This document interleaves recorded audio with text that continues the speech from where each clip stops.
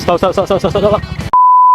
So, abang nak buat apa sebenarnya ini? Abang selalu datang sini untuk servis, tukar minyak enjin oil, minyak hitam daripada dash oil. Oh. Lalu saya pakai minyak hitam S600 tu lah. Tadi saya ada 3 biji saya pakai dash oil. Tapi bang, tadi saya dengar abang cakap S600. Ya, betul. Sekarang ni saya tengok motor abang ni S-Max. Betul. So, S600 mana cukup bang? Satu botol. Betul. Dia kena beli 2 botol bang. Betul, memang tiap bulan saya akan servis memang 2 botol. Aduh bang, sekarang ni bang, apa kata saya bagi abang hadiah abang? Nak tak? Abang tengok ni bang.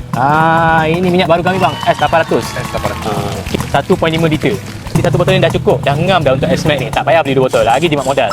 Abang mungkin dengar macam saya ni borak kacik sekarang. Tapi abang pakai dulu. Okey, boleh. Abang pakai dulu, nanti kalau tak puas hati, kita buat satu lagi video bang. Okey, boleh tak ada masalah. So kita cuba. Okey bang, terima kasih. So guys, motor ni dah pun siap Kita dah tukar dia punya gear oil dengan dia punya minyak hitam.